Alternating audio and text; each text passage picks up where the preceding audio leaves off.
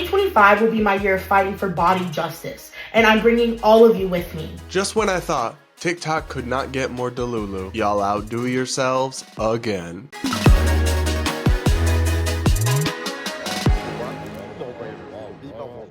We're going to talk about the activist leading the charge for a Fat People Bill of Rights, plus the fallout from a disturbing terror attack in New Orleans, and so much more on today's episode of the Brad vs. Everyone podcast, my daily show where I take on the craziest ideas from across the internet, our media, and our politics, all from an independent perspective. Thankfully, guys, I'm feeling actually a little bit better. I felt horrible last night, but I felt a little bit better this morning, so I gotta bring you this show. Might be a little bit out of it still, but I love doing this with you guys and don't want to miss an episode. So like I mentioned, we're gonna start with a little bit of levity, but it's also kind of disturbing because activists are now demanding a Bill of Rights for fat people. Yes, seriously, I'm not twisting your leg. I'm not making this up. This is a real thing, and the charge is being led, perhaps unsurprisingly, by TikTok fat positivity activist Jay Bay. Here's her video introducing the petition that she's circulating,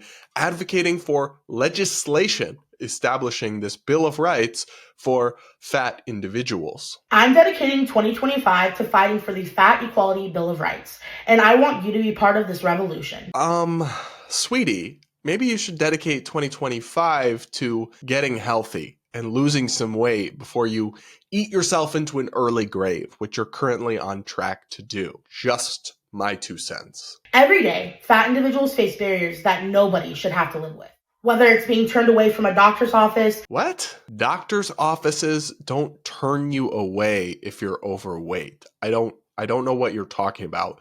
That's not a thing. In fact, they probably will treat you because now they might say things you don't like. They might tell you you need to lose weight for your health because it's very unhealthy to be morbidly obese, but they don't just turn people away from doctor's offices saying, oh, you're too fat, we're not going to treat you here. I'm pretty sure that's not a thing. Not fitting into seats on public transportation or being unfairly judged in the workplace. Oof. I mean, at some point, if you're not fitting into seats that aren't particularly small, the problem might be you and not the seat. What are we supposed to do? Reconstruct every bus so that the seat can fit a 500-pound person just so that once in a while somebody who of that extraordinary size comes around, they can have a seat that accommodates them? I mean, can already probably just sit in 2 seats, I guess. But again, it's like, to me, the more pressing issue is how can we help you lose the weight and have healthier habits and save yourself from an early death? Like, that's the real issue, not how do we make bus seats bigger so people who are 600 pounds can fit in them. Like, that should not be how we're trying to approach this issue, accepting that outcome. That's not something that people in other countries have. And while you shouldn't be mistreated in the workplace or anywhere or treated with cruelty just because you're overweight, legislation can't stop people from judging you. We're not going to be able to police people's thoughts and opinions, nor should we. These aren't just inconveniences. They're human rights violations. That's an interesting definition of human rights. And I don't know, it's kind of rich to me to throw in you not fitting into a bus seat into the same category, human rights violations of people being censored, oppressed, slaughtered, harmed in so many ways. Those might not actually be similar things. My hot take. The Fat Equality Bill of Rights is a critical step towards changing all of that. It's a set of protections designed to ensure fat people are treated with the same respect, dignity, and access to basic rights as everybody else. And it's time to make this a reality. Just like the civil rights movements that have reshaped history, we're fighting for a world where fat people are treated with fairness, not just tolerance. This is about the right to exist without fear of discrimination, exclusion, or ridicule. It's a civil rights issue, and it's time for change. Okay. I can't be the only one who finds it somewhat ridiculous to compare being morbidly obese to civil rights. babe, being black isn't a choice. MLK Jr. did not dream of a world where nobody would ever face accountability for the consequences of their own decisions. Like, again, to conflate, and this is the whole issue I have with this fat rights movement that this individual and so many others push, it conflates what are immutable characteristics that people can't control and didn't choose, which we basically agree it's wrong to mistreat or discriminate against somebody for something they literally have no control over, like the color of their skin or like their sexuality or something like that, that is not a choice, isn't something they have control over. But we agree pretty much that it is okay in many circumstances to hold people's decisions against them, to treat them differently because of the things they choose to do. And that's really more of the category that being this morbidly obese falls into, with perhaps the rarest of exceptions for people with very rare medical conditions that make it almost impossible to lose weight. But like, that's not the vast majority of these people. You don't end up 500-600 pounds by accident. And in most cases, you can see from their documented lifestyles, it is because of their choices. So again, to try to conflate this is almost offensive to the actual civil rights movement and to all these people who were judged and mistreated for things beyond their control, that you're now suggesting that people treating you differently because of the choices you've made is the same as that. It's not. 2025 will be my year of fighting for body justice, and I'm bringing all of you with me. I'm committing to this fight because I believe in a world where fat people are equal and accessible isn't just possible, it's necessary. So let's make it happen. Sign the petition, share your stories, and let's push for the Fat Equality Bill of Rights to become a law, because your body deserves justice. We deserve justice. So join me. Head to change.org/fat equality and let's make 2025 the year we change everything for everybody. This is real. This is actually a thing. Y'all, body justice. And I consider myself up on the woke speak. I follow all the left wingers. That's a new phrase for me. I actually haven't heard that one. That is not on my bingo card of woke buzzwords. But it's an interesting concept of justice, because what is justice and what is injustice? Well, when we talk about justice, we're typically talking about things being fair, right? Having everybody being treated with fairness. We are not talking about, when we say justice, everyone always being treated exactly the same. For example, it is just that in a criminal justice system, somebody who is convicted of drunk driving goes to jail, but somebody who didn't drunk drive, didn't commit any crime, doesn't go to jail. They're not treated the same. They're treated justly. In the same way, one of her big concerns is that, for example, fat people should get a second, even a third free seat on an airplane if they don't fit into one. But that isn't justice. If I want extra room because I am tall and I have long legs, I have to upgrade to business or first class. Justice is everybody paying for the space that they take up on the plane. The same way that a mother who has a young child who sits on her lap only pays for one ticket because she's only taking up one seat, even though there's two people. So the whole concept here is just kind of a perverse notion of justice, where holding people accountable for the consequences of their decisions or treating them differently when they are different is now inherently evil or wrong. And I just don't buy that. But I was curious because, you guys know my background's in policy and politics. I cover policy. What is this legislation that she wants exactly?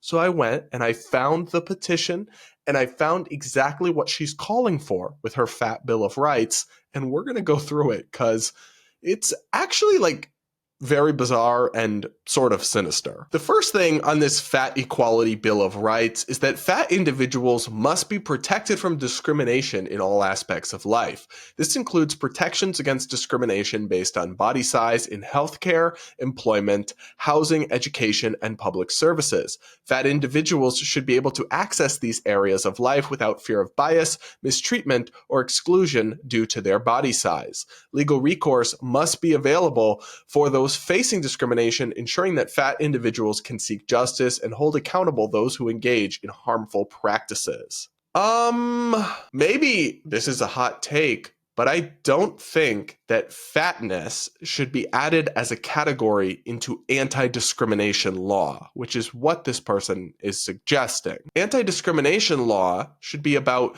public services or government agencies not being able to discriminate against people because of their innate characteristics, their immutable demographic traits, the things they didn't choose and can't change. Morbid obesity does not fall into that category. I also question what this means in practice. I mean, are overweight people really facing housing discrimination? I find it hard to believe that a lot of landlords out there are refusing to rent because the person is overweight. Maybe that exists somewhere, but I'm not sure why they would do that. Their money's as good as anybody else. And in some of these areas, what fat activists and the kind of people supporting a fat bill of rights view as discrimination is actually just dealing with factual reality. So for a lot of what they call, for example, fat discrimination in healthcare, which is one of the categories listed here, is just addressing the facts that fat people have different medical needs. Being morbidly obese or even obese is very bad for your health, and treatments and remedies are in order. All of that, many instances where doctors would treat patients accordingly, would be deemed weight discrimination by activists under this kind of thing. So you'd be tying the hands of healthcare professionals with laws and potential lawsuits over their ability to treat one of the biggest threats to human life and one of the leading causes of preventable deaths in the United States. What a great idea. The second thing on the Fat Bill of Rights is the quote, Right to Fat Accessibility Act. We demand the establishment of a Fat Accessibility Act similar to the Americans with Disabilities Act, ensuring equal access to all areas of public life for fat individuals. This act will set universal standards for accessibility in healthcare, transportation, education, employment, and public spaces, requiring size-inclusive seating, equipment, accommodations, and services. It will prohibit discrimination based on body size, ensuring fat individuals are treated with dignity and respect in all sectors. Okay, this one pisses me off for a couple reasons. It always really grinds my gears when they do this. These fat activists compare themselves to disabled people. My dude, you are not the same as somebody who was born needing a wheelchair or somebody who was blinded by an accident or born blind. That is not the same as you being unable or unwilling to put down the fork. And that's so insensitive and actually offensive to the plight of disabled people, who of course need to be accommodated and should never be mistreated, and any accommodations should be made so they can participate. That's not the same as you, because you max out your rewards points at KFC, the whole world having to accommodate you. Don't conflate those two things. That is outrageous. And what does this mean exactly? Universal accessibility will be mandated in all walks of public life. So every seat on a bus has to be able to fit a 600-pound person. It's just going to be wildly inefficient. I don't know what's going on there. And also, what about weight limits that are for safety reasons? Is it going to be illegal to have weight limits on carnival rides or roller coasters at the amusement park? Because I won't be getting on any of them if the actual physics of needing to restrict the weight involved in something is deemed discriminatory or bigoted. Like, to some extent, we're just dealing with realities here, and you're trying to criminalize that. Now, some of what else is in this is kind of redundant with the things we've already talked about, but I do want to talk about this one, right to healthcare equity, and especially the last sentence. So obviously, there's some things like she wants wider MRI machines, larger hospital gowns, and look, obviously, I think they need to be able to accommodate overweight patients because they need medical care. But this last sentence stuck out to me. Medical professionals must also undergo mandatory weight bias training to ensure equitable treatment. Weight bias training. The problem with this is, like, if all the training said was don't be mean to fat people or don't belittle them or insult them, like, I'd have no issue with that. Nobody should be treated unkindly, especially people who are just trying to seek healthcare or trying to improve. But the issue is that their idea of weight bias includes things like being morbidly obese is bad for you and is something you should change. They would call that weight bias. This is going to cause heart problems for you. You're going to have medical issues from this. This could shorten your life if you keep eating this way and being sedentary and gaining weight. Those are things doctors need to say to patients. Truths people need to hear that they would label weight bias and potentially make illegal. Again, I'm never going to be on board with tying the hands of doctors to address a public health crisis. This one I found interesting. Right to employment equity. Fat individuals must have equal opportunities in hiring, promotion, and salary, ensuring an inclusive and fair workplace. Now, look, I don't think you should hold people's weight against them for a job that has no physical requirements or nothing to do with it. But what about just the pragmatism of this? One, I don't know that that needs to be a law. But two, like, okay, so should police officers be allowed to be 500 pounds? The fact that they might need to chase a suspect? Oh, well, don't be a bigot. What about professional athletics? Is it discriminatory if they don't give fat people equal representation on teams? What about jobs that require manual labor? Can people who are confined to a wheelchair because they eat so much, do they have a right to equitable hiring in those fields? Like, the whole thing is totally unworkable and impractical, and they just don't seem to grapple with this at all. A right to clothing accessibility. All retailers must carry a full size range in stores, including up to a 7X or US size 40 if available online. Brands must provide a comprehensive size range in brick and mortar stores, ensuring that fat individuals have access to the same variety of clothing in store as they do online.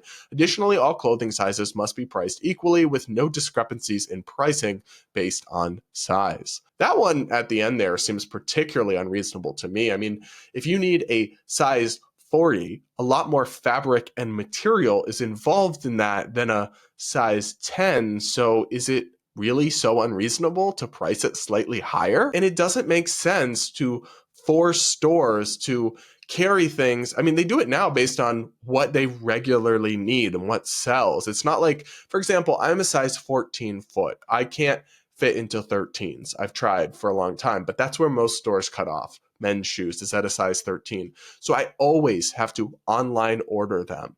Does that make me a victim? Am I being discriminated against? No, it's just that there aren't a lot of people who need a size 14 shoe, so it doesn't make sense for stores to stock them. And it's not that big a deal that I order them online. I somehow have survived without becoming a victim's rights advocate. This whole thing is just so exhausting to me. And it's another reminder of how just the perversity that results when you make victimhood a form of valor and social currency, and you encourage people to view themselves as helpless and oppressed rather than as individuals with agency who can make their lives better. And you kind of glamorize this victimhood life approach where everything's your fault, not your fault, and society is just bigoted and discriminates against you, and blah, blah, blah. You end up with this insanity. And this is not just ridiculous. I really do think it's sinister, because obesity, particularly morbid obesity, is killing Americans. Thousands and thousands and thousands of people who are loved and are valuable and are so important in their communities and their families and whose lives are precious are dying far earlier than they need to or they would naturally because of morbid obesity. And we have activists trying to enshrine, protect, and encourage it as if it is just, a neutral way of being. It is deadly. And what you are doing, seems to me part of a death cult.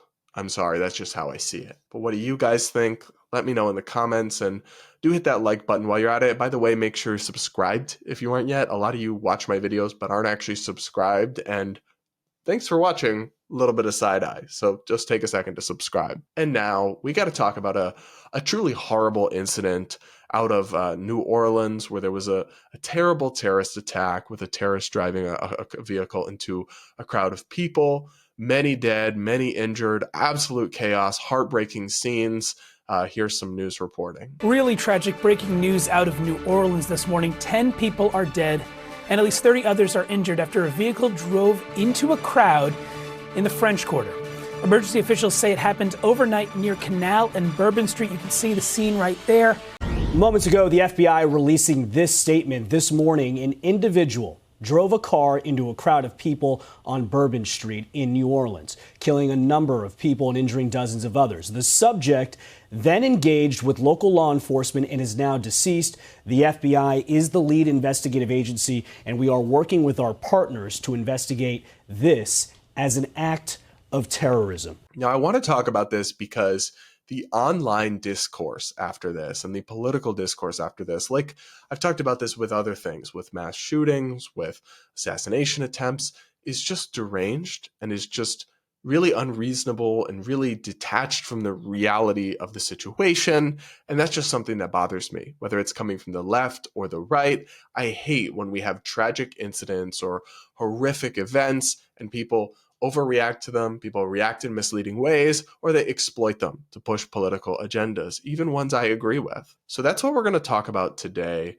In particular, we're going to start by touching on something that incoming President Trump had to say about the incident in New Orleans. Trump tried to blame the New Orleans attack on immigration, but Fox News pointed out that there's a problem with that. Take a listen. President-elect Donald Trump put out a statement on social media earlier today that reads as follows. When I said that the criminals coming in are far worse than the criminals we have in our country, that statement was constantly refuted by Democrats and the fake news media, but it turned out to be true. The crime rate in our country is at a level that nobody has ever seen before. Our hearts are with all the innocent victims and their loved ones, including the brave officers of the New Orleans Police Department. The Trump administration will fully support the city of New Orleans as they investigate and recover from this act of pure evil. Now, the former president said criminals coming in his statement, meaning into our country. But to be clear, Molly and Brian, the suspect was born in the United States. He served in the United States Army. He was a veteran. The FBI is the lead agency in this investigation, going through the social media and any other accounts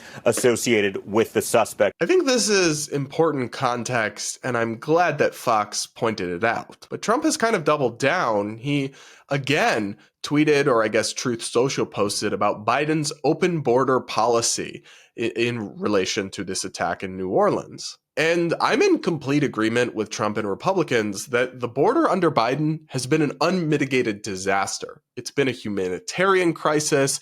We have to, I think, control the border, have border security, know who's coming in and out.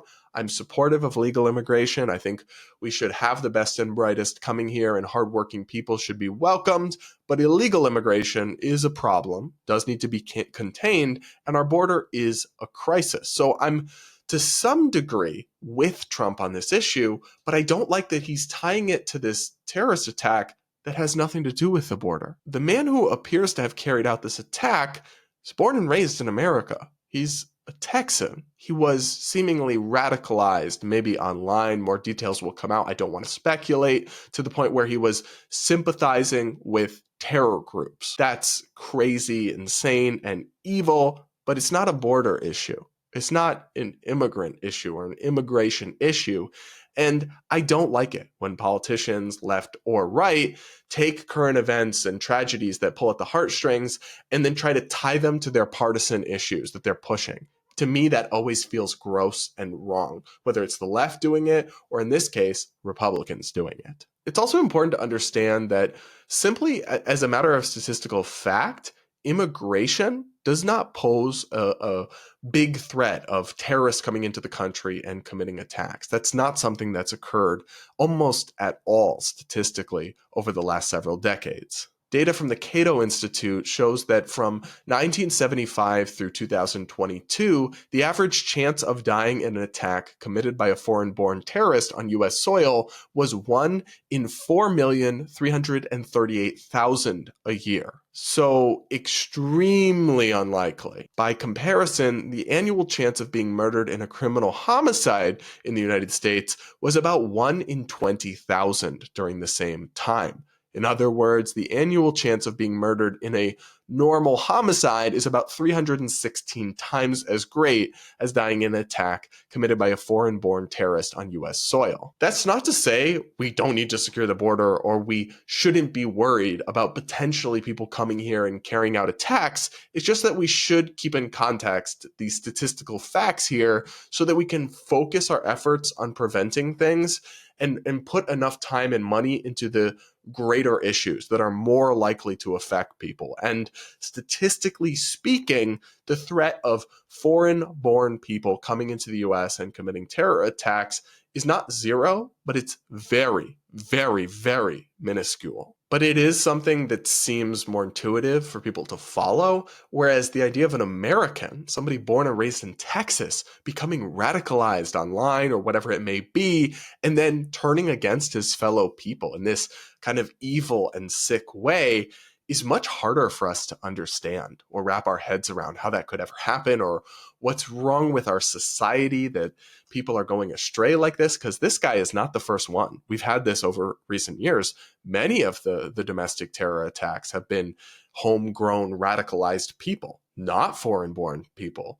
And I think we need to focus on that and not make it about something it's not. Make it about the border, make it about immigration. It's not about that. That's probably something that for Trump or for Republicans feels easier to talk about because they have their standard prepackaged talking points about it. But we actually need to grapple with this on a real and deeper level. And I don't like it when politicians distract from the issue or mislead people about it and try to make it a partisan thing about their issue when it's actually a lot deeper and harder to grapple with than that. That's my take. You guys let me know what you think in the comments below. And I also want to talk about another politician's response to this incident that did not go over well online, I think is fair to say. Obviously, the attack happened in New Orleans, which is in Louisiana. The governor there is named Jeff Landry, who he's a Republican, and he's been very involved in the response to the crisis and the attack, as is always the case. When you have something happen like that, the governor, local officials get involved. But he posted something to social media in the aftermath that a lot of people weren't happy with. Here's that post. So he wrote, it's a picture of him in front of a restaurant smiling with his wife, it seems, and some other people, perhaps. Not sure who the other people in the photo are, actually. And he wrote, "Ate dinner tonight in New Orleans.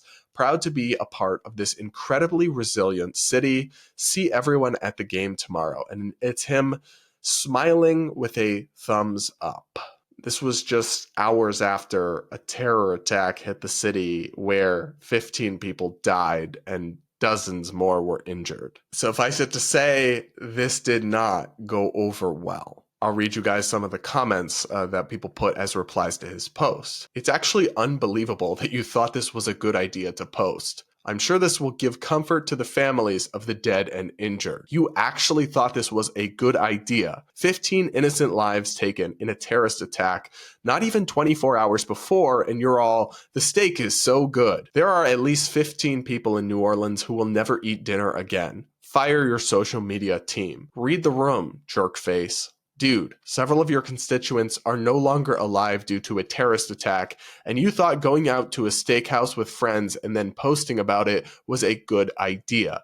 Fire yourself." I think it's safe to say that this post did not go the way the governor hoped. And when I saw it, I did cringe. I was like, oof, that did not land well. That is tone deaf. It is probably not the right thing to post in the aftermath of this kind of an incident.